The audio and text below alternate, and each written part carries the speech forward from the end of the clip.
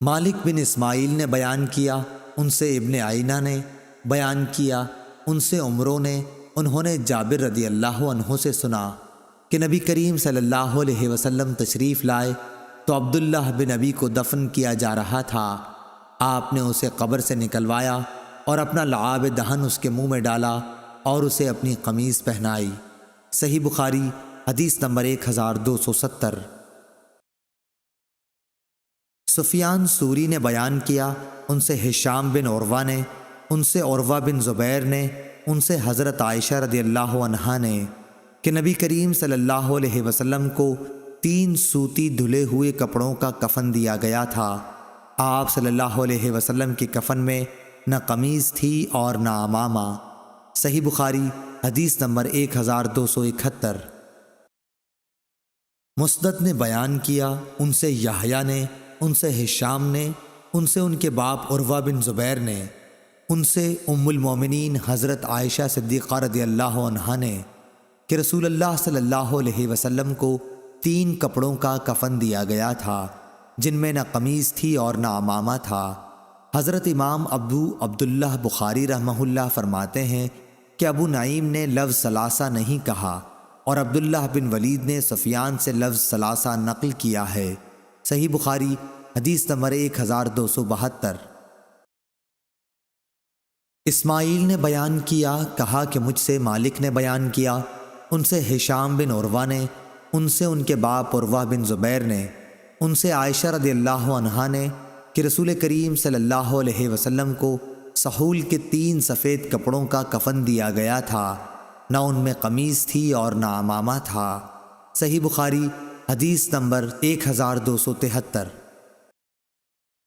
احمد بن محمد مکی نے کہا کہ ہم سے ابراہیم بن سعد نے، ان سے ان کے باپ سعد نے اور ان سے ان کے والد ابراہیم بن عبد الرحمن نے بیان کیا کہ عبد الرحمن بن عوف رضی اللہ عنہ کے سامنے ایک دن کھانا رکھا گیا تو انہوں نے فرمایا کہ معصب بن عمیر رضی اللہ عنہ غزوہ احد میں شہید ہوئے، وہ مجھ سے افضل تھے، لیکن ان کے کفن کے لیے ایک چادر کے سوا اور کوئی چیز مہیا نہ ہو سکی۔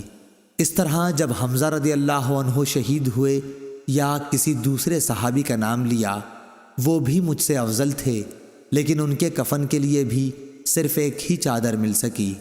مجھے تو ڈر لگتا ہے کہ کہیں ایسا نہ ہو ہمارے چین اور آرام کے سامان ہم کو جلدی سے دنیا میں دے دیے گئے ہوں۔ پھر وہ رونے لگے۔ صحیح بخاری حدیث نمبر 1274۔ شعبہ نے خبر دی، انہیں سعد بن ابراہیم نے، انہیں ان کے باپ ابراہیم بن عبد الرحمن نے کہ عبد الرحمن بن عوف رضی اللہ عنہ کے سامنے کھانا حاضر کیا گیا، وہ روزے سے تھے۔ اس وقت انہوں نے فرمایا کہ ہائے معصب بن عمیر رضی اللہ عنہ شہید کیے گئے، وہ مجھ سے بہتر تھے، لیکن ان کے کفن کے لیے صرف ایک چادر میسر آ سکی۔ اگر اس سے ان کا سر ڈھانکا جاتا تو پاؤں کھل جاتے، اور پاؤں ڈھانکتے تو سر کھل جاتا۔ اور میں سمجھتا ہوں کہ انہوں نے یہ بھی فرمایا اور حمزہ رضی اللہ عنہ بھی اسی طرح شہید ہوئے، وہ بھی مجھ سے اچھے تھے۔ پھر ان کے بعد دنیا کی کشادگی ہمارے لیے خوب ہوئی، یا یہ فرمایا کہ دنیا ہمیں بہت دی گئی اور ہمیں تو اس کا ڈر لگتا ہے کہ کہیں ایسا نہ ہو کہ ہماری نیکیوں کا بدلہ اسی دنیا میں ہم کو مل گیا ہو۔ پھر آپ اس طرح رونے لگے کہ کھانا بھی چھوڑ دیا۔ صحیح بخاری حدیث نمبر 1275۔ خباب بن ارت رضی اللہ عنہ نے بیان کیا کہ ہم نے نبی کریم صلی اللہ علیہ وسلم کے ساتھ صرف اللہ کے لیے ہجرت کی، اب ہمیں اللہ تعالیٰ سے اجر ملنا ہی تھا۔ ہمارے بعض ساتھی تو انتقال کر گئے اور اس دنیا میں انہوں نے اپنے کیے کا کوئی پھل نہیں دیکھا۔ معصب بن عمیر رضی اللہ عنہ بھی انہی لوگوں میں سے تھے، اور ہمارے بعض ساتھیوں کا میوہ پک گیا اور وہ چن چن کر کھاتا ہے۔ مصعب بن عمر رضی اللہ عنہ احد کی لڑائی میں شہید ہوئے، ہم کو ان کے کفن میں ایک چادر کے سوا اور کوئی چیز نہ ملی، اور وہ بھی ایسی کہ اگر اس سے سر چھپاتے ہیں تو پاؤں کھل جاتا ہے، اور اگر پاؤں ڈھکتے تو سر کھل جاتا۔ آخر یہ دیکھ کر نبی کریم صلی اللہ علیہ وسلم نے ارشاد فرمایا کہ سر کو چھپا دیں اور پاؤں پر سبز گھاس ازخر نامی ڈال دیں۔ صحیح بخاری حدیث نمبر 1276۔ عبدالعزیز بن ابی حازم نے بیان کیا، ان سے ان کے باپ نے اور ان سے سہل رضی اللہ عنہ نے کہ ایک عورت نبی کریم صلی اللہ علیہ وسلم کی خدمت میں ایک بنی ہوئی حاشیہ دار چادر آپ کے لیے تحفہ لائی۔ سہل بن سعد رضی اللہ عنہ نے حاضرین سے پوچھا کہ تم جانتے ہو چادر کیا؟ لوگوں نے کہا کہ جی ہاں، شملہ۔ سہل رضی اللہ عنہ نے کہا کہ ہاں شملہ، تم نے ٹھیک بتایا۔ خیر، اس عورت نے کہا کہ میں نے اپنے ہاتھ سے اسے بنا ہے اور آپ صلی اللہ علیہ وسلم کو پہنانے کے لیے لائی ہوں۔ نبی کریم صلی اللہ علیہ وسلم نے وہ کپڑا قبول کیا۔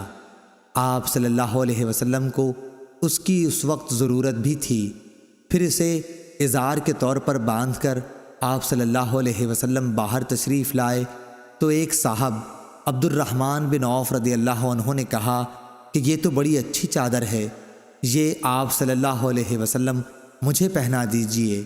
لوگوں نے کہا کہ آپ نے مانگ کر کچھ اچھا نہیں کیا، رسول اللہ صلی اللہ علیہ وسلم نے اسے اپنی ضرورت کی وجہ سے پہنا تھا اور تم نے یہ مانگ لیا، حالانکہ تم کو معلوم ہے کہ حضور صلی اللہ علیہ وسلم کسی کا سوال رد نہیں کرتے۔